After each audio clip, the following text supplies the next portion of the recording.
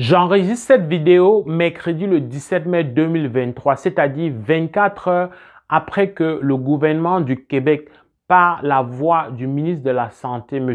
Dubé, a fait une annonce forte qui consiste à ouvrir une formation dite de courte durée pour les préposés aux bénéficiaires. Le gouvernement du Québec veut donc ainsi remplir un objectif d'avoir plusieurs dizaines de milliers de candidats sur les 3 et 5 prochaines années qui vont pouvoir desservir les maisons des aînés ou les centres d'hébergement pour les soins de longue durée.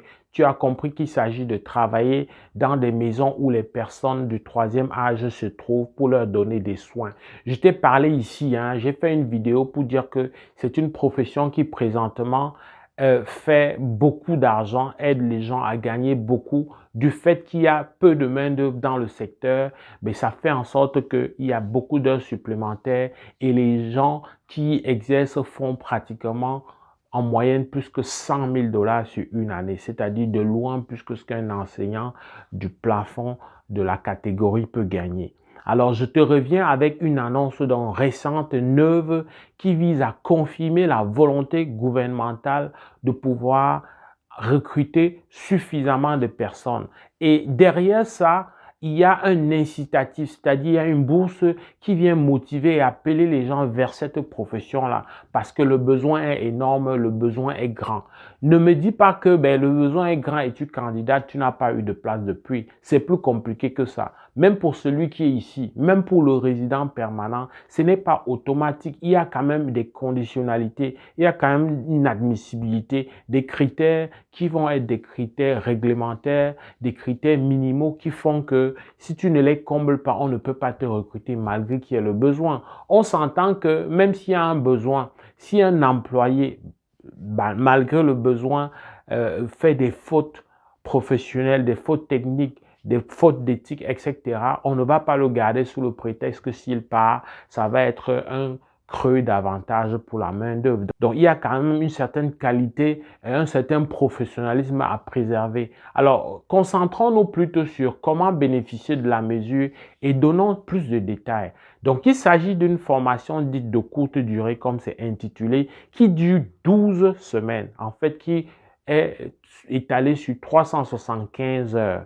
375 heures, c'est environ 12 semaines, c'est-à-dire 3 mois de formation.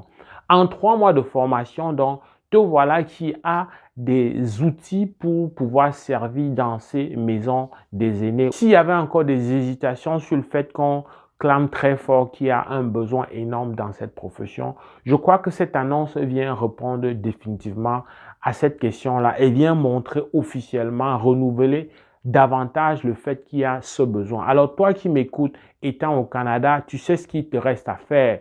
Si tu hésites encore sur une profession, tu peux te dire que tu prends ton point de départ si tu es nouvellement arrivé ou si tu es arrivé depuis un bout de temps et que tu ne te retrouves pas, va d'abord te faire une bonne cagnotte, va d'abord te faire un bon départ, une bonne santé financière avant éventuellement de regarder l'orientation que tu peux donner à ta carrière professionnelle.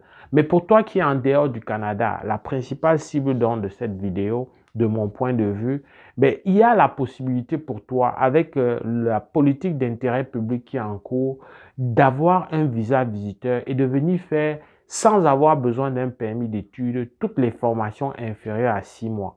Donc voilà très clairement une passerelle, un moyen pour toi de venir finalement espérer, ou alors si tu veux aspirer à devenir d'abord travailleur étranger temporaire, mais finalement résident permanent. J'ajoute pour être complet que pour bénéficier de cette formation, il y a des minima.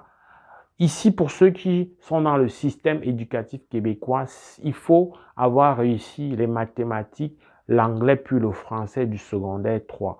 Pour toi qui es en Afrique francophone, pour bien faire cette démonstration, tu peux minimalement montrer que tu as obtenu le probatoire ou le baccalauréat. Et surtout, il y a un regard sur les notes en mathématiques, en français, puis en anglais. Donc, tu vois que c'est assez flexible, c'est assez jouable pour toi. Mais avant, il faut que tu travailles pour décocher ton visa visiteur. Il est temps plus que jamais de travailler là-dessus. Et je peux te dire que c'est une règle non écrite, Mais le visa visiteur, on va davantage en donner parce que c'est une mesure qui vient simplifier beaucoup de procédures, autant pour les employeurs que pour le gouvernement. Ça vient simplifier, ça vient faciliter la tâche et faire que le problème de main-d'œuvre soit rapidement comblé. Donc, il faut regarder ça. Regarde comment est-ce que tu peux bénéficier de ce visa visiteur. Rassure-toi quand même que tu as des minima au niveau de ta scolarité, de ta formation pour pouvoir être un candidat sérieux. Ça, c'était une piste qui te permet très clairement, une fois arrivé, si tu veux pas tergiverser, mais surtout si tu veux gagner beaucoup d'argent, surtout d'avoir une très belle passerelle qui va te permettre de décrocher un contrat de travail et donc finalement EIMTM permis qui va te changer de statut et te permettre de rester au Canada et d'aspirer plus tard à la résidence permanente. Il n'y a pas longtemps, je t'ai fait une vidéo sur les nouvelles professions qui peuvent aspirer à la résidence permanente. Clairement, la fonction de préposé aux bénéficiaires faisait partie. Donc, quoi de plus normal, quoi de plus enrichissant de savoir qu'il y a plus qu'une possibilité pour toi de t'installer définitivement au Canada, plus particulièrement au Québec, à travers donc, des voies comme celle-ci qui viennent s'ajouter aux autres qui existaient déjà. Et une fois encore, je martèle, je l'ai dit dans une vidéo quand j'annonçais, je précisais, je rappelais que c'est une profession qui aide à gagner beaucoup d'argent. J'ai eu des commentaires, j'apprécie, même si je ne partage pas leur vie, mais j'apprécie les personnes qui mettent en avant le fait que c'est travailler sur l'hygiène des personnes âgées. Il faut y aller avec beaucoup de relativité parce que si pour toi, donner des soins hygiéniques à des personnes, c'est dénigrant, il y en a qui sont très contents de le faire, il y en a que c'est plutôt valorisant. Donc, il faut respecter la différence et comprendre très clairement que non seulement c'est enrichissant dans le sens que tu apportes des soins, tu apportes un secours, tu travailles au contact de l'humain et c'est très bien. Il y en a qui sont très confortables à ça, mais en plus, ça te fait gagner de l'argent parce qu'il y a seulement 5 années, on ne gagnait pas 25 $ de l'heure dans cette profession-là. Donc, il faut très clairement dire que c'est un avantage. C'est un avantage. C'est d'autant un avantage que la porte d'entrée n'est pas très rigide comme dans le domaine, par exemple, des soins infirmiers, etc. Donc, c'est très clairement une opportunité à regarder de près. J'espère que cette vidéo t'a plu. Partage, fais savoir au plus grand nombre. Mon nom est Valérie Jules Camdem. J'enseigne au Québec. J'étudie pour être consultant réglementé en immigration. Au plaisir de te retrouver dans le cadre d'une prochaine vidéo. Porte-toi bien. Boula!